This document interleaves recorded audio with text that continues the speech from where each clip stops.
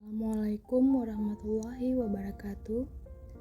Perkenalkan, nama saya Elsie Wulandari, peserta Latsar CPNS Kemendikbudristek Angkatan ke-41 Kelompok 1 tahun 2022. Pada kesempatan ini, saya akan menjelaskan tugas agenda 3 saya, yaitu membahas tentang isu manajemen ASN di lingkungan tempat saya bekerja, yaitu Akademi Komunitas Negeri Aceh Barat. Apa itu manajemen ASN? Manajemen ASN adalah pengelolaan ASN yang menghasilkan pegawai ASN yang profesional, memiliki nilai dasar etika profesi, bebas dari intervensi politik, bersih dari praktik korupsi, kolusi, dan nepotisme. Manajemen ASN lebih menekankan kepada pengaturan profesi pegawai sehingga diharapkan agar selalu tersedia sumber daya aparatur sipil negara yang unggul selaras dengan perkembangan zaman. Pegawai ASN terdiri atas pegawai negeri sipil atau PNS, pegawai pemerintah dengan perjanjian kerja atau P3K. Fungsi pegawai ASN yaitu pelaksana kebijakan publik, pelayan publik, perekat, dan pemersatu bangsa. Sesuai dengan asas proporsionalitas, ASN yang telah memperoleh hak tentu harus menjalankan kewajibannya sesuai dengan tugas dan tanggung jawab. Sebagai profesi, ASN bekerja dengan berlandaskan pada kode etik dan kode perilaku. Kode etik dan kode perilaku ASN yang diatur dalam Undang-Undang Aparatur Sipil Negara menjadi acuan bagi para ASN dalam penyelenggaraan birokrasi pemerintah dan bertujuan untuk menjaga martabat dan kehormatan ASN. Kode etik dan kode perilaku ASN. 1. Melaksanakan tugasnya dengan jujur, bertanggung jawab, dan berintegritas tinggi. 2. Melaksanakan tugasnya dengan cermat dan disiplin. 3. Melayani dengan sikap hormat, sopan, dan tanpa tekanan. 4. Melaksanakan tugasnya sesuai dengan ketentuan peraturan perundang-undangan. 5. Melaksanakan tugasnya sesuai dengan perintah atasan atau pejabat yang berwenang sejauh tidak bertentangan dengan ketentuan peraturan perundang-undangan dan etika pemerintahan. Analisis isu.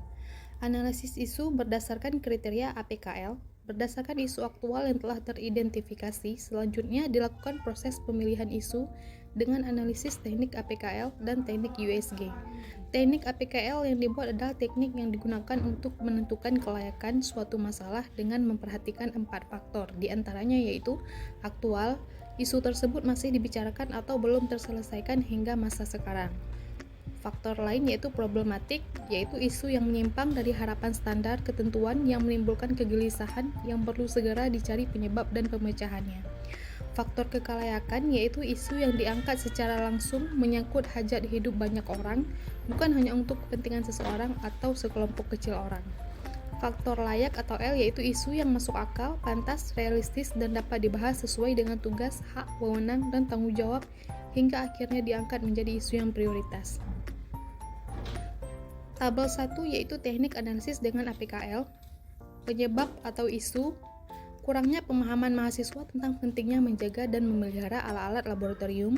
2. Lalai dalam melaksanakan tata tertib dan prosedur dalam melaksanakan praktikum. 3. Lalai dalam menjaga peralatan laboratorium dan terkadang sering kekurangan ketika mengembalikan alat laboratorium.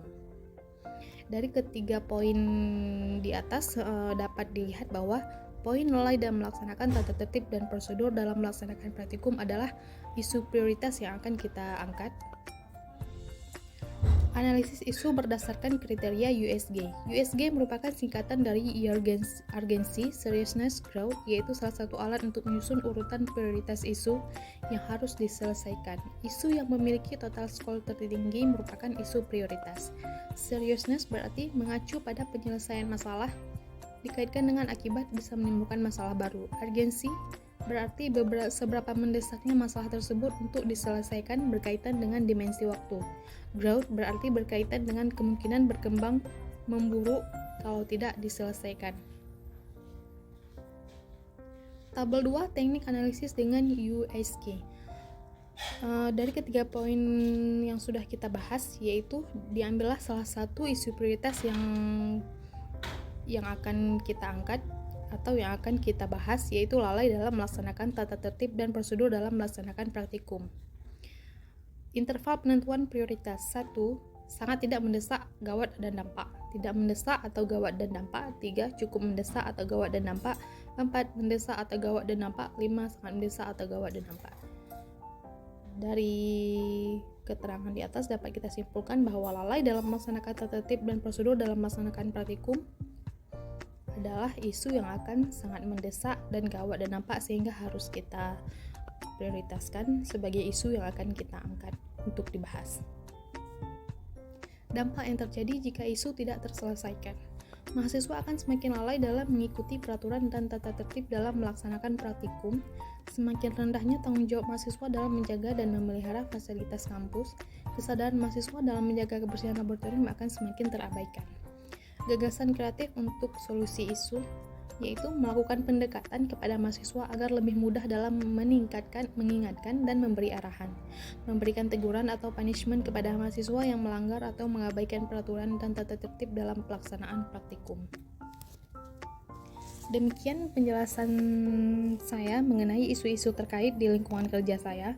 Semoga kita dapat menjadi aparatur sipil negara yang berakhlak, yaitu berorientasi, pelayanan, akuntabel, kompeten, harmonis, loyal, adaptif, dan kolaboratif, sehingga kita dapat bangga melayani bangsa. Terima kasih. Assalamualaikum warahmatullahi wabarakatuh.